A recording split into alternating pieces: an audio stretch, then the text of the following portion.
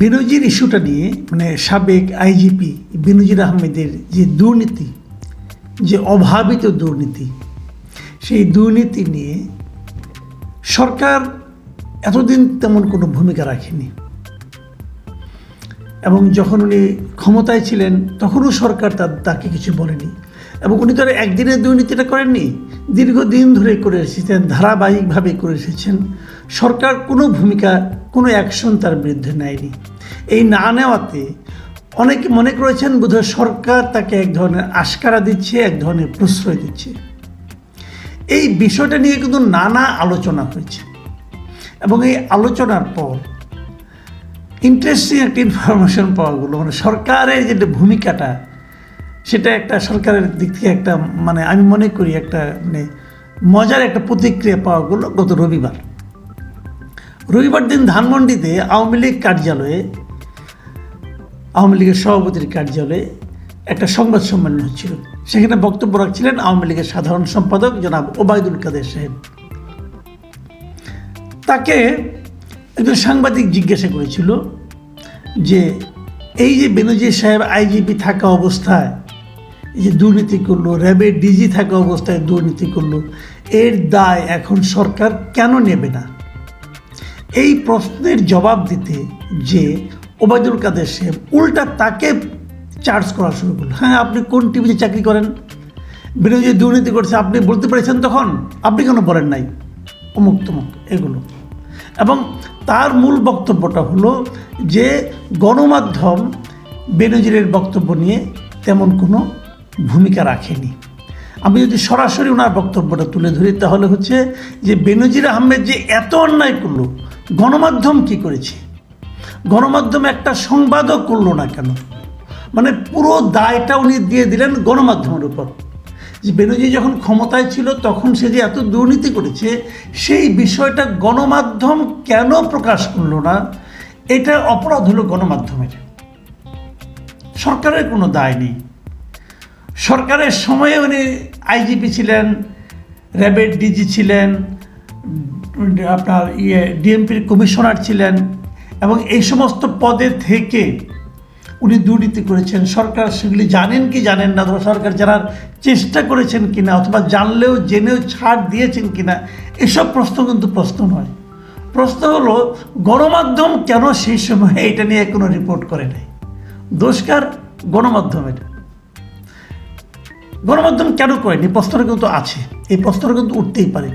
এই প্রশ্নের ইন্টারেস্টিং হলো ঠিক তার আগের দিন সংবাদপত্রের যারা আপনার সংগঠন আছে নোয়াব, এই নোয়াব সংবাদপত্রের মালিক যে সংগঠনটা, সেই নোয়াব একটা অনুষ্ঠান করেছিল যারা নাকি প্রাচীন সংবাদপত্র যেগুলো আছে 50 বছরের বেশি বয়স হয়েছে অথবা 25 বছরের বেশি বয়স হয়েছে, এ ধরনের সংবাদপত্রতে তারা এক ধরনের পুরস্কার দিয়েছে।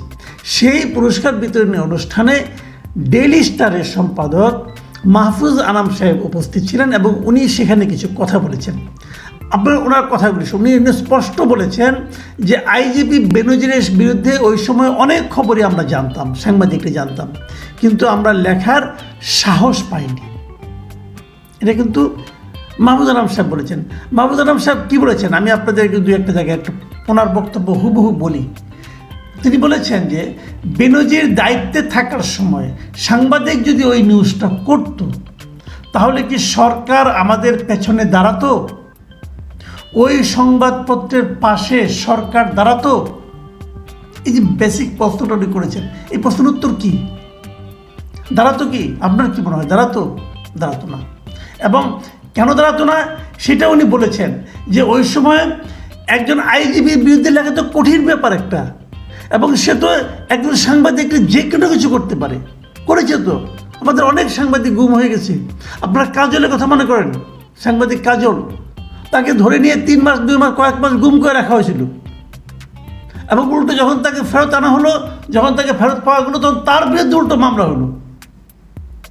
তো পুলিশ চাইলে কী না করতে পারে, সেই কথাটাই কিন্তু মাহফুজ আনামের মতো সম্পাদক তিনি বলছেন। এবং তিনি বলছেন এটা যে এই সরকারের ইনস্টিটিউশনাল মানে প্রাতিষ্ঠানিক যারা হেড হয় তারা এত ক্ষমতাশালী হয় যে তারা সরকারের অজ্ঞাতেই সাংবাদিকতার উপর হস্তক্ষেপ করে।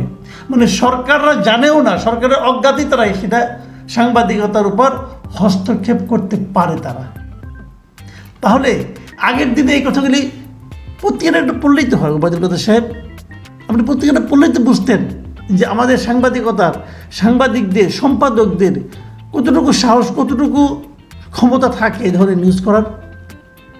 পুলিশের আইজিপির বিরুদ্ধে নিউজ করে বাংলাদেশে টিকতে পারবে? পুলিশের হাতে যে অপরিসীম ক্ষমতা আপনারা দিয়েছেন, পুলিশ যে কোনো লোককে যে কোনো সময় গ্রেপ্তার করে নিয়ে যেতে পারে, এটা তাদের আইনই আছে।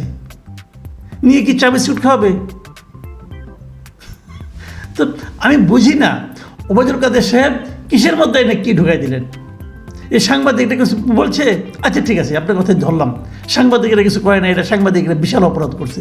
আর আপনারা যে কিছু করেন নাই, আপনাদের এত এত গোয়েন্দা সংস্থা আছে, আপনাদের তো প্রত্যেকটা বাহিনীর অভ্যন্তরে একটা গোয়েন্দা সংস্থা আছে, তারাও কি আপনাদেরকে জানাইছে? তারাও কি কেউ কিছু বলেছে? তারা বললো না কেন? তাদেরকে তো এই কথাটা বলার জন্য, তদন্ত করার জন্য তাদেরকে তো বেতন দেওয়া হয়, তারা কেন বললো না?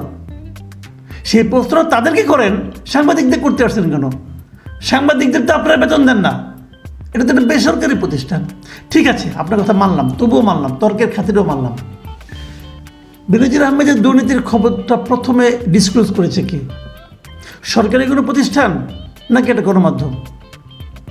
31শে মার্চ যখন নিউজটা প্রথম প্রকাশ হলো, সেটা কে প্রকাশ করেছিল?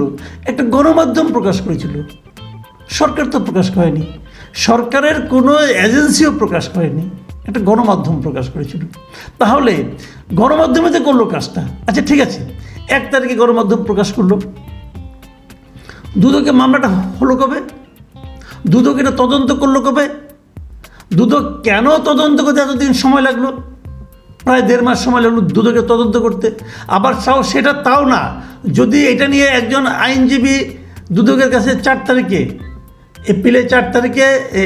মে মাসের 4 তারিখে এটা নিয়ে আপনার দুদকে বলা হয়েছে, একটা চিঠি লিখছে একজন লোক, রিগান নামে এক ভদ্রলোক, আরিফুল ইসলাম রিগান নাকি এই ধরনের একটা নাম, উনি চিঠি লিখেছে, দুদক কোনো ব্যবস্থা নেয়নি। তারপরে যেদিন ব্যারিস্টার সুমন চিঠি লিখলেন, ওই দিন কোনটার উপর ব্যবস্থা নিলেন জানি না, কিন্তু তারপরে ব্যবস্থা নেওয়া হলো। এর মধ্যে একটা রিটও হয়ে গেছিলো, প্রায় রিট হয়েছিল, তো একটা রিট হলো, এত কিছু করলো, কেন আপনারা তখনই ব্যবস্থা নিলেন না কেন? গণমাধ্যমে প্রকাশ করলে, আপনি যে বললেন, হাহাকার করলেন যে কেন গণমাধ্যম প্রকাশ করলো না, ভাইরে গণমাধ্যমে প্রকাশ করলে আপনি কি করতেনটা কি? উনি রিটায়ারমেন্টে গিয়েছেন, এলপিআর শেষ হয়েছে, এখন উনি পাবলিক, তারপরেও গণমাধ্যম রিপোর্ট করার পরেও 1.5 মাস 2 মাসের পরে আপনারা একটা তদন্ত মাত্র শুরু করতে যাচ্ছেন, এখনো মামলাও হয়নি। কিন্তু তাহলে সরকার কি করেছে? কিছু বললেই বলেন যে দুর্নীতির বিরুদ্ধে 0 টলারেন্স। হ্যাঁ, 0 টলারেন্স দেখতেছি, এটা কি 0 অ্যাকশন না 0 টলারেন্স? তো আমার কথা হলো কি, আপনি আওয়ামী লীগের সাধারণ সম্পাদক, আপনি সরকারের একজন গুরুত্বপূর্ণ মন্ত্রী, তো কথা যখন বলবেন একটু খোঁজখবর নিয়ে বলেন। প্রেস কনফারেন্স যখন করতে যাবেন তখন এই বিষয়ে একটু পড়াশোনা করে যান ভাই। মুখস্থ কথা বলার তো কোনো অর্থ হয় না। আশা করি আগামীতে আপনাদের কাছ থেকে আরও সেন্সিবল কথা আমরা শুনতে পাবো।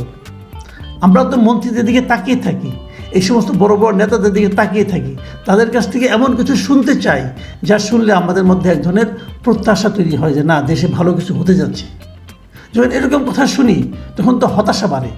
নিয়েছেন, প্রেশার ক্রিয়েট করে নিয়েছেন, অল্প পয়সায় নিয়েছেন, অথবা উৎকোচ হিসাবে নিয়েছেন, অথবা নিজের অবৈধ উপায়ে উপার্জিত অর্থ দিয়ে কিনেছেন।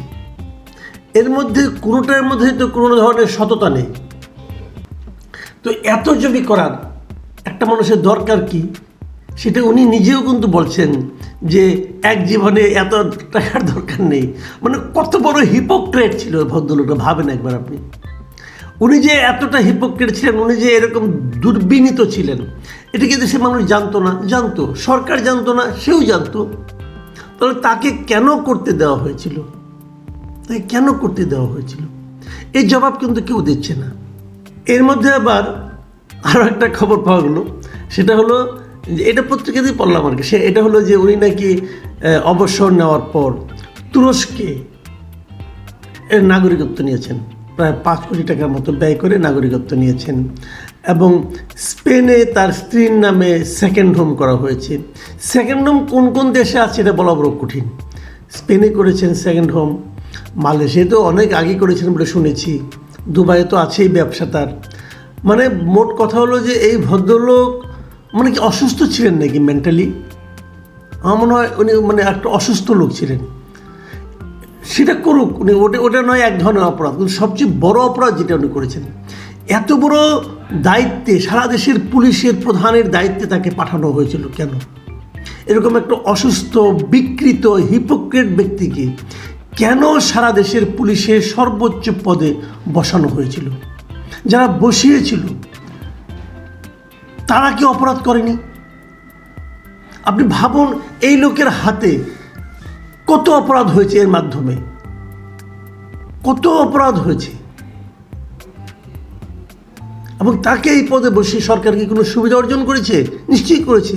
তাহলে তাকে দিনের পর দিন এরকম বাংলাদেশে এরকমভাবে এত গুরুত্বপূর্ণ পদে একই ব্যক্তি ডিএমপির কমিশনার হয়েছেন, র্যাবের প্রধান হয়েছেন, আইজিপি হয়েছেন, মানে পুলিশের সবচেয়ে গুরুত্বপূর্ণ সবগুলো পদে উনি ছিলেন, এবং সেখান থেকে কি করেছেন? এই সমস্ত অপকর্ম করেছেন। তো তাকে যারা চয়েস করেছে, যারা পছন্দ করেছে, তারা না এর বিনিময়ে কি অর্জন করেছে, সেটাই এখন মূল প্রসঙ্গ। আমার না মাঝে মাঝে মনে হয়, গত কয়েকদিন ধরে আমি দেখছি বিভিন্ন জায়গায় যখন আলোচনা করি, কথাবার্তা হয়, মানুষের সঙ্গে বসি, আড্ডা হয়, গত কয়েকদিন ধরে অবধারিতভাবে কোনো আলোচনায় বসলে 2-3 মিনিটের মধ্যে যে নামটা আসবে সেটা হলো বেনজির। মানে এই নামটা এবং নামটা উচ্চারণ করার সময় প্রত্যেকটা মানুষের মুখে, চোখে মুখে যে অনুভূতি দেখি, যে প্রতিক্রিয়া দেখি, মনে হয় কি যে তারা বোধহয় একটা মানে খুবই নিম্ন রুচির, খুবই জঘন্য মানুষের নাম উচ্চারণ করছে। আমরা সেই ছোটোবেলার থেকে শুনে এসেছি যে কিছু কিছু নাম সমাজে মানে গালিতে পরিণত হয়। যেমন মীর জাফর, ভাবুন নামটা কিন্তু খারাপ না, মীর জাফর ভালো নাম, জাফর ভালো নাম, অনেকের নামের আগে মীরও আছে, ভালো, এটা কিন্তু সব মিলে যখন এই দুটো শব্দ এক হয়ে যাচ্ছে তখন এটা একটা গালিতে পরিণত হয়েছে। এবং বেনজির এটা একটা ভালো নাম, কিন্তু সুন্দর নাম, যার কোনো নজিরবিহীন, যার কোনো তুলনা হয় না। এখন এই বেনজির উনি যে নজিরবিহীন দুর্নীতি করেছেন, নজিরবিহীন বিকৃতি দেখিয়েছেন তার আচরণের মাধ্যমে, আমার মনে হয় আলটিমেটলি কি বেনজির একটা গালিতে পরিণত হতে যাচ্ছে? এটাকে একটা নিকৃষ্ট গালি হয়ে যাচ্ছে সামনের দিনগুলোতে। মানুষ উদাহরণ দিয়ে বলবে তুমি তো বেনজিরের মতো হয়ে গেছো। এটাই কি হবে? যারা এখনো বেনজির হচ্ছেন অথবা হতে যাচ্ছেন, তাদের প্রতি অনুরোধ, কেউ যেন আপনার সন্তান, একটা ভাবুন একবার, আপনার সন্তানকে কেউ যদি বলে তুই তো আরেক বেনজিরের বাচ্চা, খুব খারাপ শোনাবে না? আমার মনে হয় এখনই সতর্ক হয়ে যান।